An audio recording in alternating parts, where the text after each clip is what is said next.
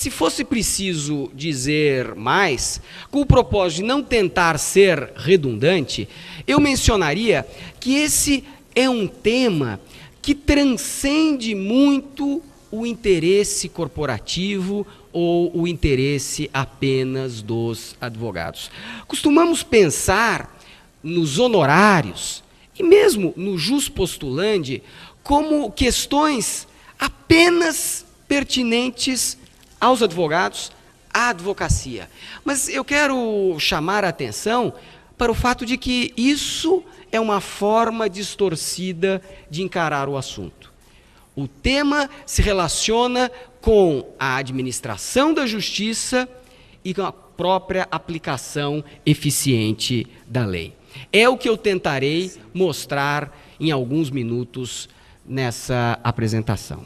E para situar a minha reflexão, eu lembro, e todos sabem bem disso, que a jurisprudência trabalhista está pacificada há muito tempo, no sentido de que os honorários advocatícios, como regra, não são devidos no processo do trabalho. Salvo situações excepcionais, assistência pelo sindicato, preenchidos determinados pressupostos legais e agora em mais um caso ou outro. Mas, como regra, fora dessas hipóteses, não há condenação no pagamento de honorários advocatícios. E o mais curioso, isso merece a consideração de todos nós, é que não existe nenhuma lei que diga que os honorários advocatícios não são devidos no processo de trabalho. Procurem na consolidação, virem-na de cima para baixo, de um lado para o outro, e não encontrarão nenhum dispositivo dizendo não há honorários advocatícios no processo de trabalho. Absolutamente não. Qual é, então, o fundamento para essa conclusão tão arraigada da jurisprudência?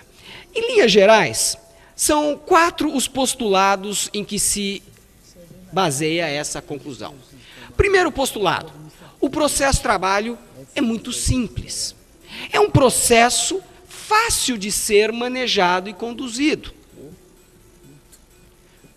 Por isso, um processo tão simples, tão banal, tão fácil de ser conduzido, o patrocínio por advogado deve ser facultativo.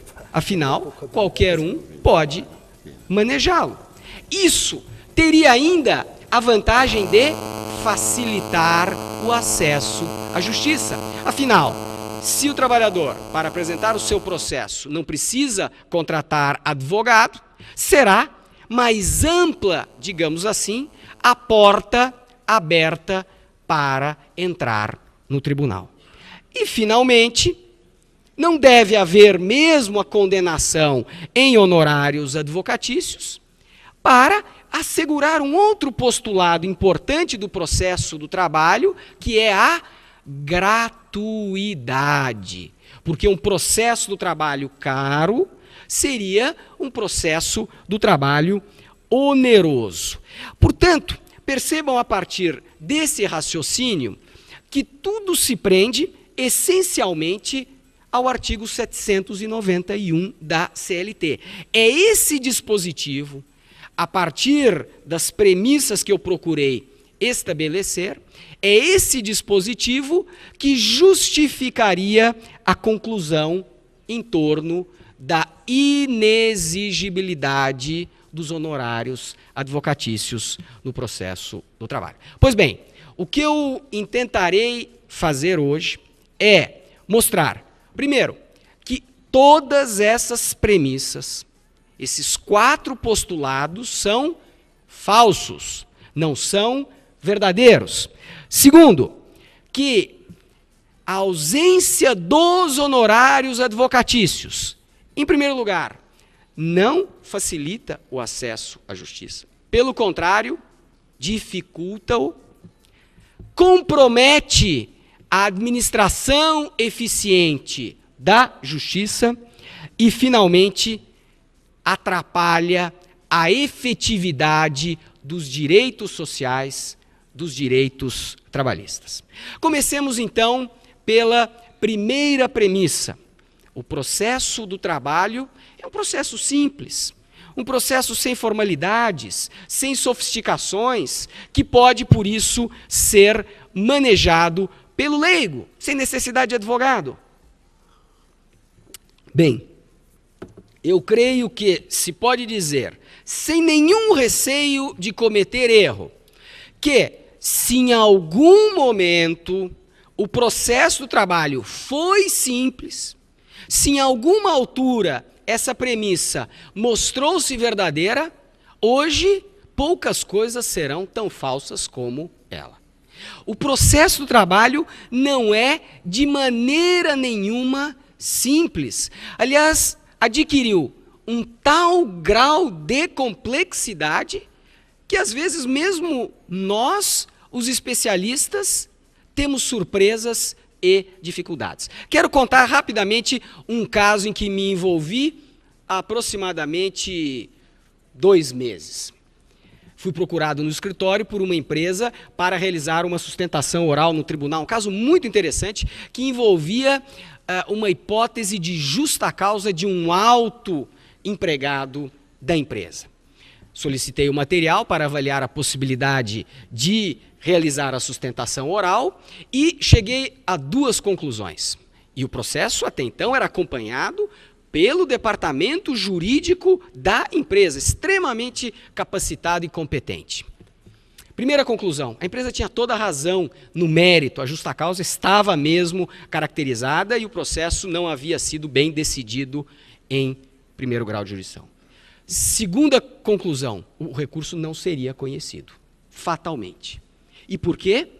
Porque, a despeito de impecavelmente representada a empresa, a despeito de preenchidas todas as formalidades, a guia de recolhimento das custas tinha sido preenchida com todos os dados corretos, exceto 2 números relativos à vara do trabalho. Embora não houvesse nenhuma dúvida em torno do pagamento das custas, faltavam esses 2 dígitos. E eu disse à empresa com toda sinceridade, o recurso não será conhecido. Eu pergunto, é simples um processo em que, por conta de um detalhe, de um aspecto a tal ponto irrelevante, um recurso deixa de ser julgado?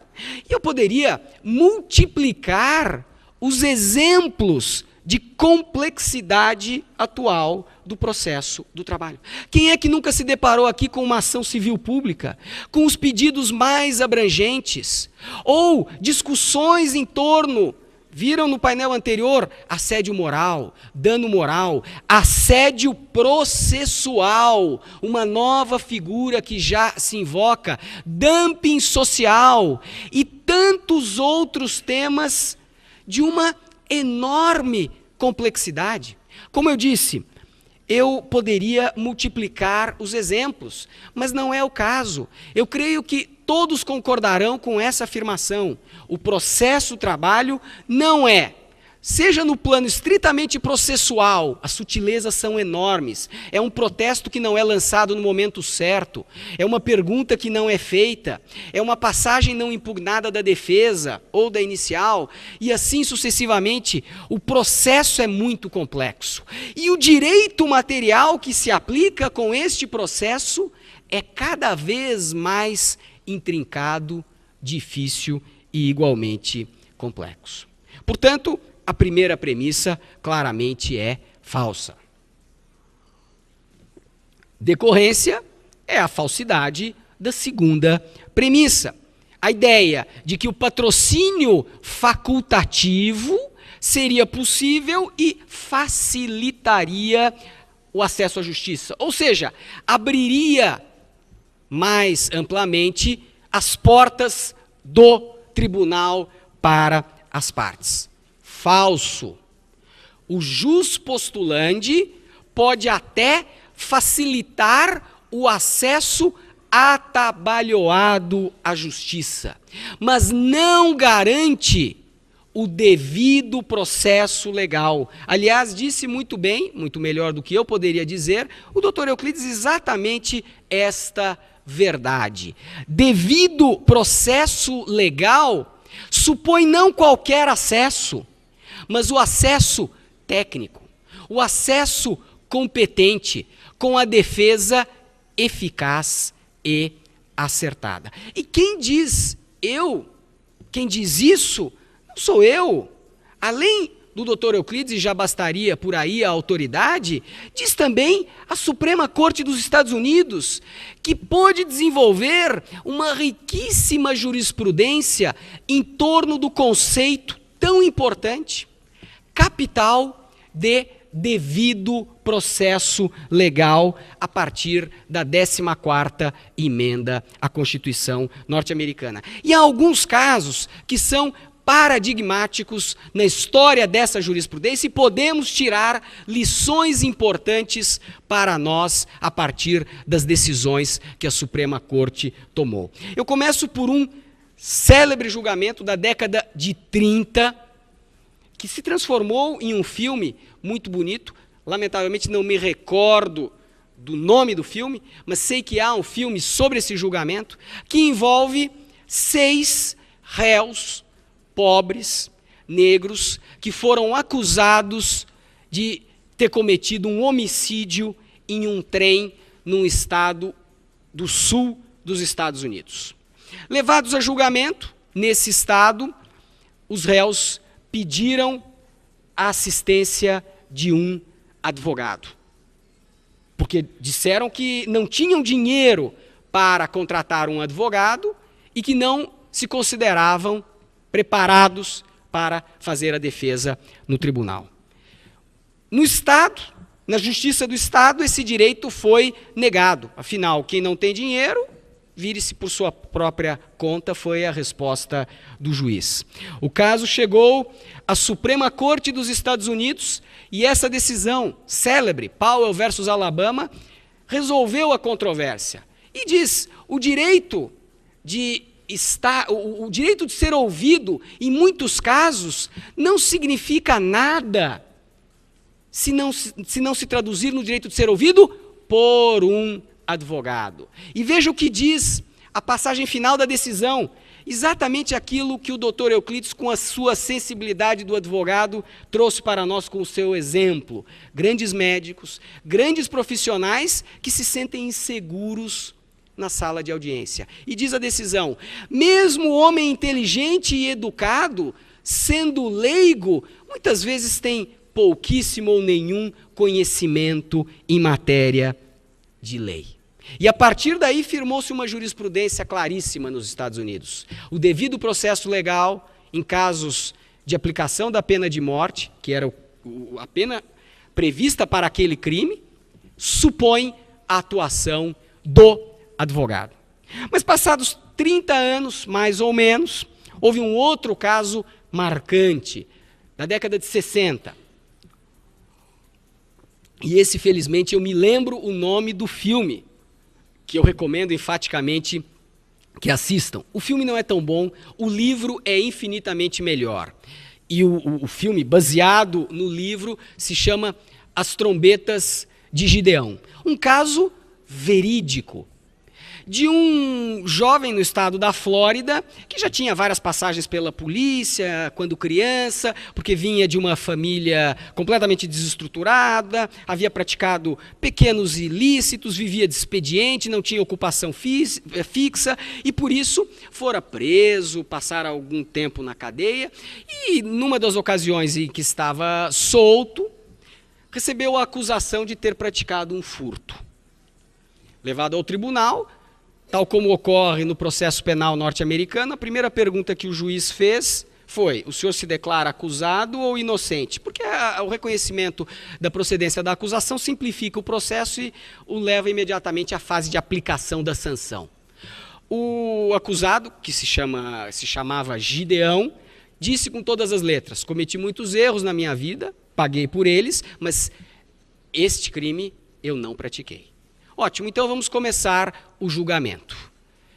E então Gideão disse, perfeitamente, mas eu gostaria da assistência de um advogado.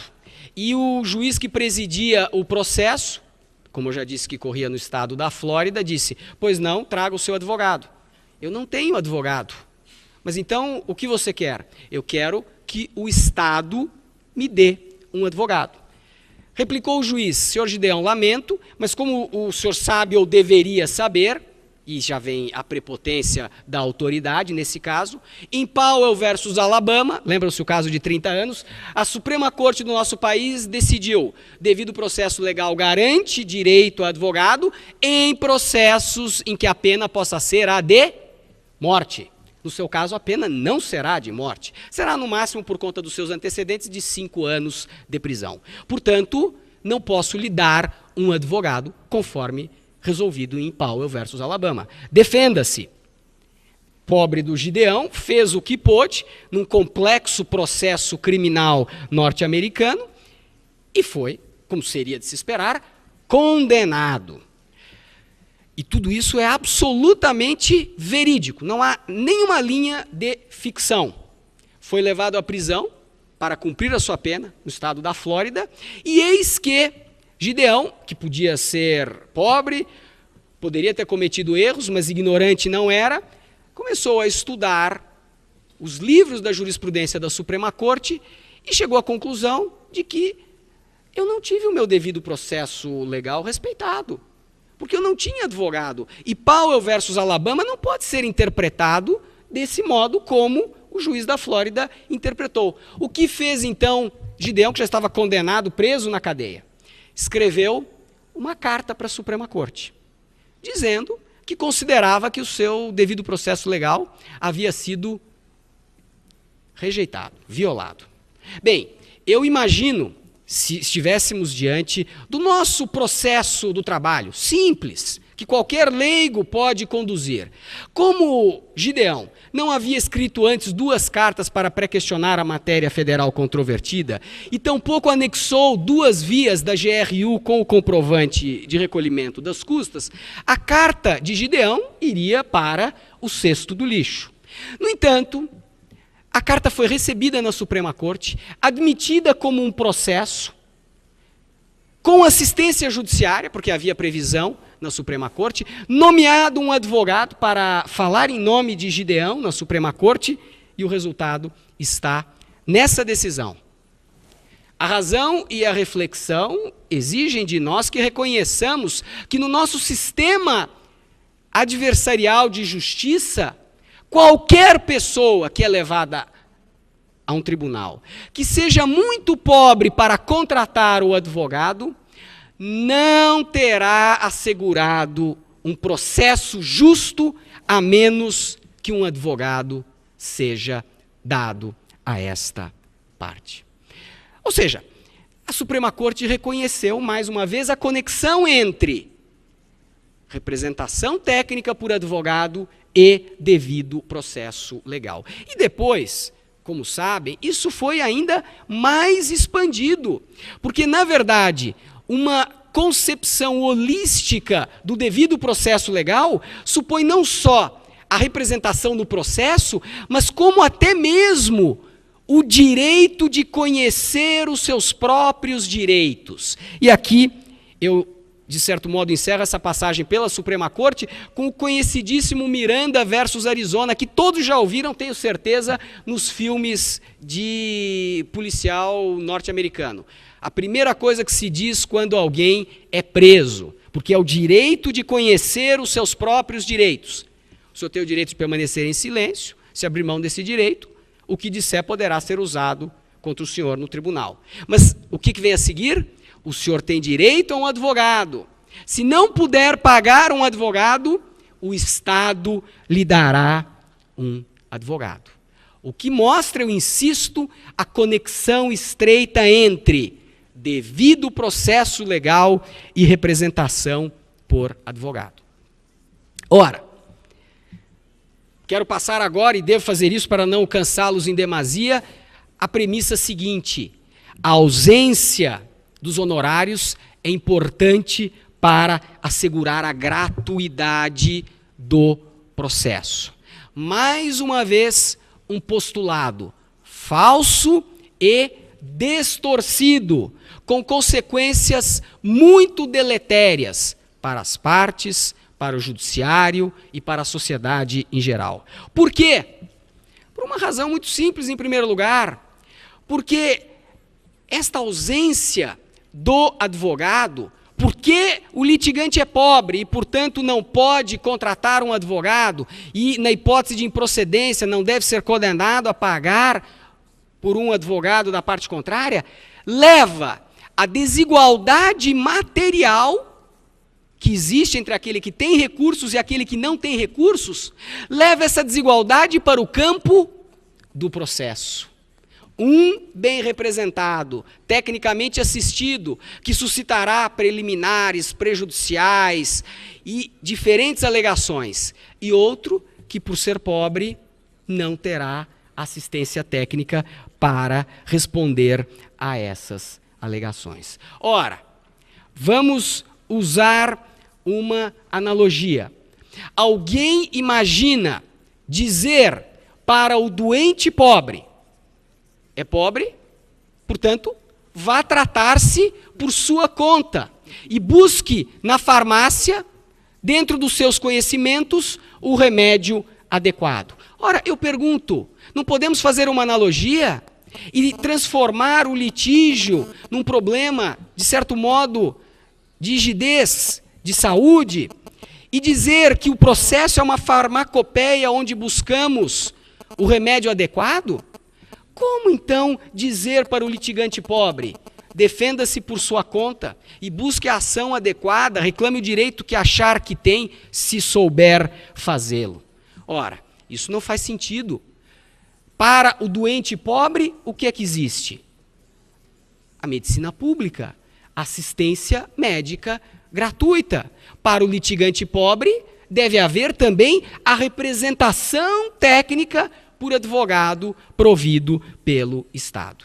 E mais ainda, vejam como a distorção é profunda, porque a pobreza, infelizmente, ela não é privilégio das relações de trabalho. Aliás, aquele trabalhador que é pobre também é consumidor pobre, inquilino pobre, cidadão pobre. E eu pergunto, quando ele precisa ajuizar um processo civil, ou quando ele é envolvido em um processo penal, alguém considera a hipótese do jus postulandi? Por que, então, apenas no campo trabalhista é que o jus postulandi permanece? A resposta vem logo. Para evitar que, na hipótese de improcedência, o litigante pobre tenha de pagar honorários e, consequentemente, isso se transforme num obstáculo à justiça. Mais uma vez, um raciocínio incorreto e distorcido. Em primeiro lugar, raciocinamos pela exceção, porque não se leva em conta, propositadamente ou não, que a maioria das ações, isso os dados empíricos mostram, a maioria das ações é procedente. Logo, o problema não se coloca. E quando raciocinamos pela exceção, o resultado é o pior possível. E nós já tivemos também esse mesmo problema colocado num outro plano. E o resultado foi tão inadequado que o legislador precisou voltar sobre os seus passos. Eu me refiro ao depósito prévio para o ajuizamento da ação rescisória. Todos se lembram da redação original do artigo 836 da CLT. A rescisória é cabível no processo do trabalho, mas não há depósito prévio. Por quê? Porque não podemos exigir o depósito prévio do trabalhador pobre. Isso será um obstáculo para o acesso à justiça. Ora, todos nós que advogamos sabemos muito bem, quem é que propunha quase sempre a ação rescisória? A ação rescisória, na grande maioria das vezes, eu não hesito em dizer, era, e alguns poderão me taxar de atécnico, mas eu faço de propósito, o recurso que vinha depois de todos os recursos. Afinal, nem depósito, que no recurso eu preciso fazer, na rescisória eu era obrigado a realizar. O legislador se deu conta de que essa solução era completamente inaceitável. E o que fez? A solução correta. Há sim depósito prévio, até mais elevado do que o do processo civil, de 20%, com a ressalva de que em caso de miserabilidade não se exigirá a providência. Ou seja, mutatis mutandis, a mesma coisa pode ser aplicada aos honorários advocatícios. Sim, deve haver sucumbência. Sim, empresa deverá pagar honorários quando sucumbente, ou o empregado, quando sucumbente, deverá pagar honorários, salvo prova de miserabilidade. Há poucos dias, creio que não mais do que uma semana, recebi uma sentença, que eu digo que envolve um processo em que há uma verdadeira aventura jurídica de um alto executivo que havia pleiteado milhões e milhões e que ele foi sucumbente. Não pagará honorários advocatícios, a despeito de todo o gasto que a empresa teve com a sua defesa em juízo. Há alguma razão para isso? Não, nenhuma. E para, de certo modo, encerrar esse quadro de disparates, o que nós percebemos é que a solução hoje posta, ela se mostra cada vez mais incongruente, absurda, verdadeiramente teratológica. Todos conhecem a instrução normativa número 27 do Tribunal Superior do Trabalho, que foi editada após a emenda constitucional 45, que alterou a competência da Justiça do Trabalho. Vejam só a que ponto nós chegamos. Se a empresa vai a juízo para impugnar, por exemplo, um auto de infração ou pedir anulação dessa autuação, ou um sindicato que disputa com outro a representação na Justiça do Trabalho, ao fim do processo, a parte sucumbente pagará honorários à outra parte. No processo de trabalho, aquele processo simples, aquele processo que pode ser conduzido até pelo leigo na visão da jurisprudência dominante. Pois bem, o empregado, quando vence a ação trabalhista, não tem direito a honorários advocatícios. E o que isso acarreta? Acarreta que o empregado se coloca numa posição verdadeiramente angustiante, um claro dilema. Ou vai atuar pessoalmente, sem advogado, e nesse caso, por desconhecimento, por mais preparado que seja em outras áreas, mas por desconhecimento da técnica jurídica, pode comprometer a tutela do seu direito, ou contrata um advogado, o que é mais sábio fazer, eu não hesito em dizer, e então ele terá de abrir mão de uma parte do seu direito para remunerar aquele profissional, porque nós sabemos que o advogado não trabalha e nem deve trabalhar de graça. Portanto, no fundo, a tutela que a Justiça do Trabalho oferece ao empregado que tem razão não é de 100%, é de 80%, é de 75%, porque 20% ou 25% dos direitos do empregado são atribuídos como remuneração legítima e justa ao seu advogado. Uma tutela claramente incompleta. E para piorar ainda mais, se é que é preciso algo mais, a ausência dos honorários advocatícios faz, no fundo, com que o descumprimento da obrigação trabalhista não tenha nenhum acréscimo econômico, de modo a estimular o cenário inverso desejável de adimplemento pontual da obrigação. Por quê? Porque o empregador sabe, se eu não cumprir a obrigação, o que poderá ocorrer? Uma ação.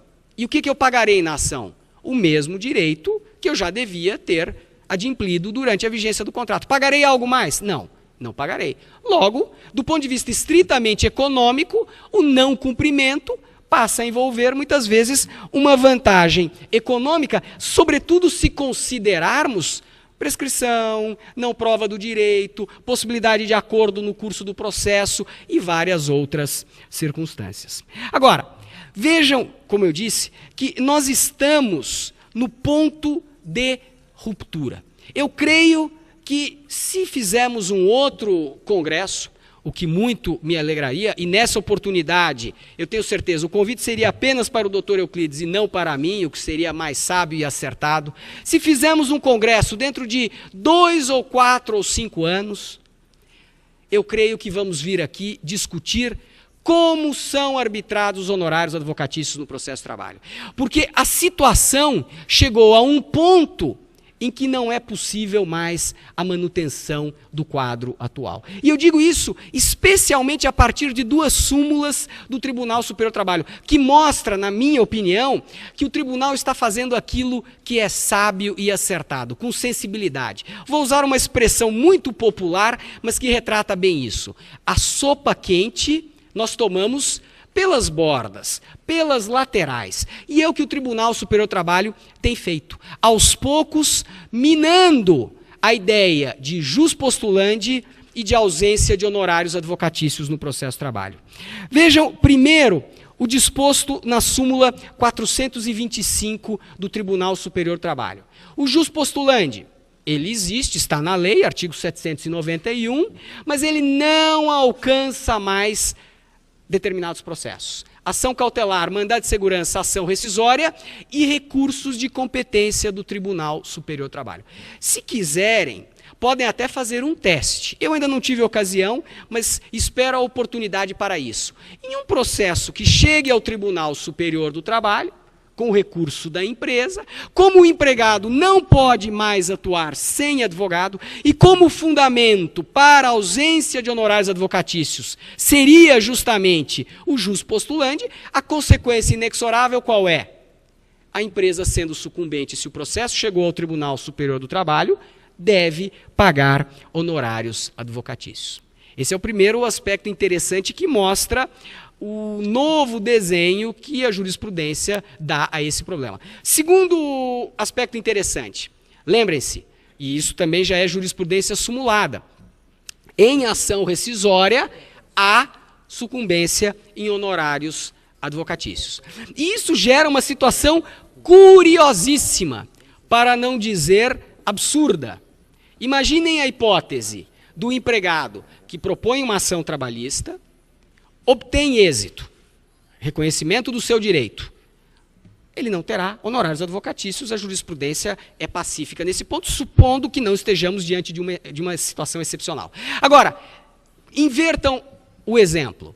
O empregado propõe a ação e ela é julgada improcedente. O pedido não é acolhido, também não há sucumbência para o empregador, nenhum problema. Mas esse empregado ajuiza uma ação rescisória. E rescindida a decisão, no juízo rescindente, no juízo rescisório, o pedido é julgado procedente. Segundo a súmula 219 do Tribunal Superior do Trabalho, por se tratar de ação rescisória, há honorários advocatícios no caso. Ou seja, o mesmo direito, se ele é reconhecido originariamente, não gera honorários advocatícios. Se ele não é reconhecido originariamente, mas apenas na ação rescisória, ele gera honorários advocatícios. Quando eu mencionei esse exemplo, creio que foi no evento da Associação dos Advogados, já não me recordo a cidade, mas mencionei esse exemplo, um grande advogado, Atibaia, exatamente. Estava presente no auditório o Dr. Luiz Carlos Moro, que é um advogado brilhante, um amigo muito querido, e ele me disse que depois disso, agora quando ele entra com a ação, ele pede a improcedência para depois poder ajuizar a rescisória e receber os honorários advocatícios. É claro que é uma piada, mas que mostra o caráter contraditório do quadro que nós temos hoje. Ou seja, eu vou resumir e encerrar para não cansá-los mais do que seria razoável. O tempo do jus postulandi já acabou. A ausência dos honorários advocatícios nunca fez sentido no processo de trabalho. Hoje faz menos sentido ainda. E é por isso que nesse tema nós temos que deixar claro, é a hora do fim do jus postulandi e a hora dos honorários advocatícios no processo de trabalho. Muito obrigado pela paciência e pela atenção com que me ouviram.